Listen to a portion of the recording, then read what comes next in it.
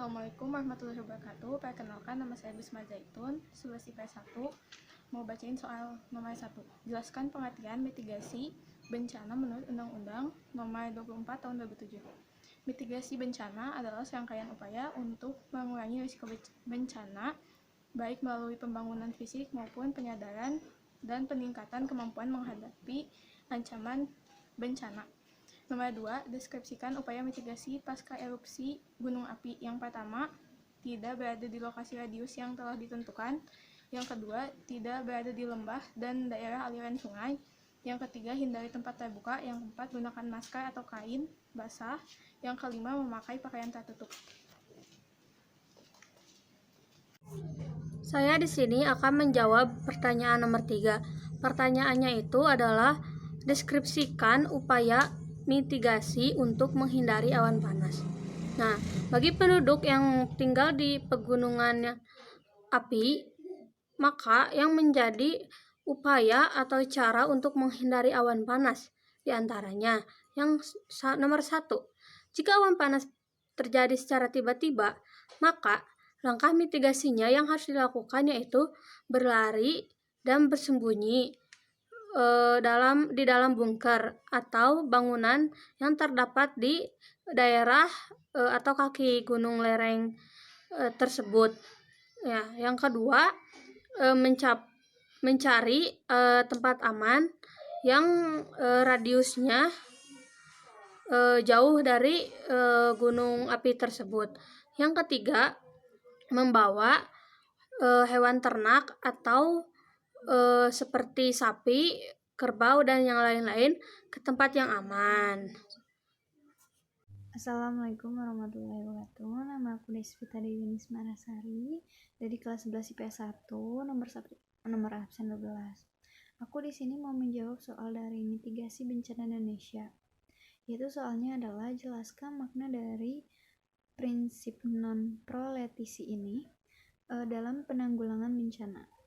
Nah, sebelum ke bahas apa itu non-proletisi, jadi saya pernah membaca artikel. Jadi seseorang menyaksikan orang-orang Kristen yang menyebalkan dan sangat mengganggu pekerjaan manusia. Mereka diam-diam menyelipkan lembaran-lembaran traktat atau perjanjian kepada paket-paket yang akan dikirimkan ke korban bencana. Setelah itu, dia juga menemukan lembaran-lembaran ini di lokasi bencana itu. Nah, ini yang disebut dengan prinsip non-proletisi ini. Jadi, apa itu non-proletisi ini? Jadi, non-proletisi ini larangan untuk menyebarkan agama atau keyakinan pada saat keadaan darurat bencana, terutama melalui pemberian bantuan dan pelayanan darurat bencana. Jadi lebih tepatnya non-proletisi ini pemberian sumbangan dengan menyebarluaskan agama atau keyakinan kepada pemberi sumbangan seperti itu. Terima kasih. Wassalamualaikum warahmatullahi wabarakatuh.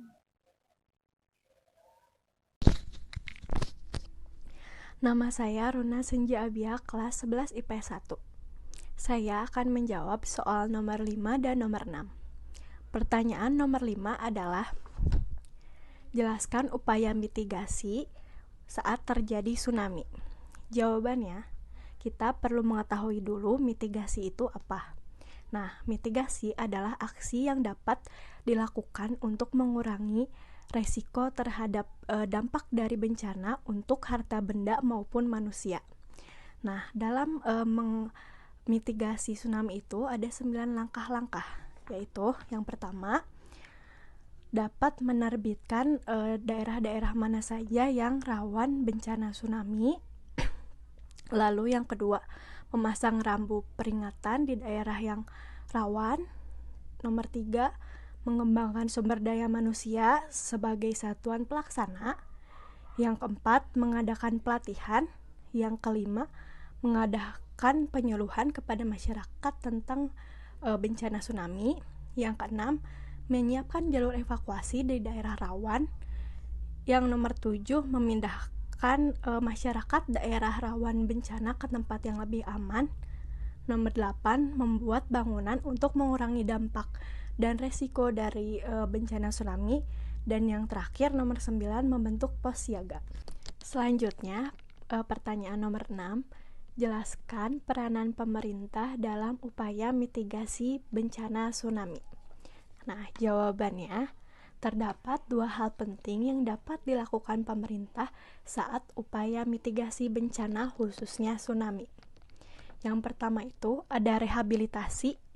Nah, jadi yang dimaksud rehabilitasi itu merehabilitasi seperti memperbaiki wilayah terdampak tsunami atau memperbaiki sarana prasarana terutama objek-objek vital seperti rumah sakit dan sekolah-sekolah.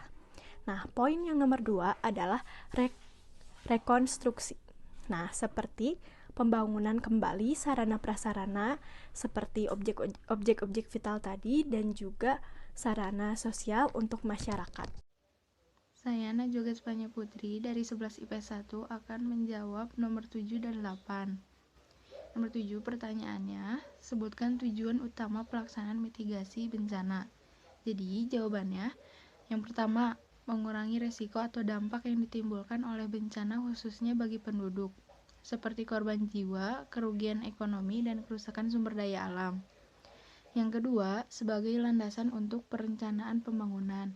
Yang ketiga, meningkatkan pengetahuan masyarakat dalam menghadapi serta mengurangi dampak atau risiko bencana sehingga masyarakat dapat hidup dan bekerja dengan aman.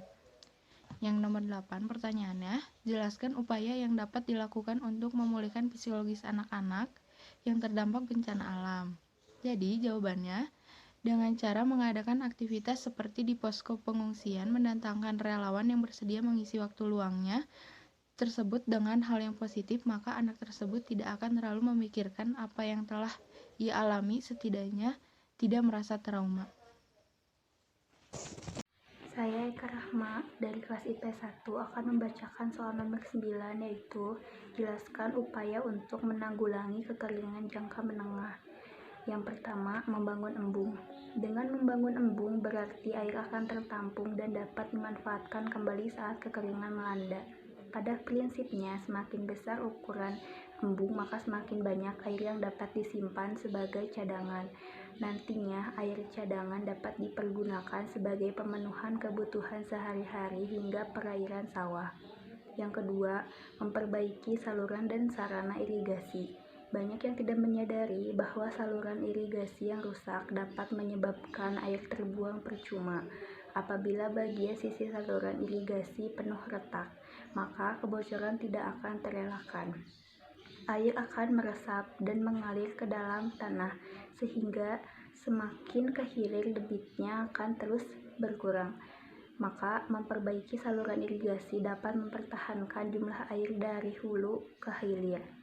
Yang ketiga, memelihara waduk agar tidak terjadi pandangkalan sangat penting untuk membangun ketangguhan menghadapi kekeringan. Pandangkalan dapat mengurangi kapasitas waduk dalam menampung air. Saya, Asti Nur Fadila, akan menjawab pertanyaan soal nomor 10. Nomor 10, jelaskan peranan pemerintah dalam penanggulangan pasca terjadinya bencana alam. Ada 2 langkah yang dapat dilakukan pemerintah, yaitu rehabilitasi dan rekonstruksi.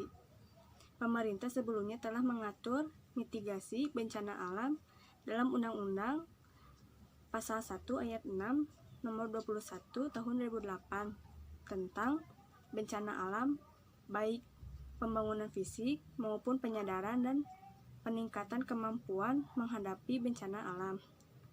Terdapat 2 hal yang dapat dilakukan pemerintah, yaitu rehabilitasi yang meliputi kegiatan memperbaiki lingkungan wilayah bencana alam, memperbaiki sarana dan prasarana, memberikan bantuan dalam memperbaiki rumah, kondisi sosial dan psikologis, pelayanan kesehatan secara maksimal, memperbaiki keamanan dan ketertiban, menjalankan layanan publik.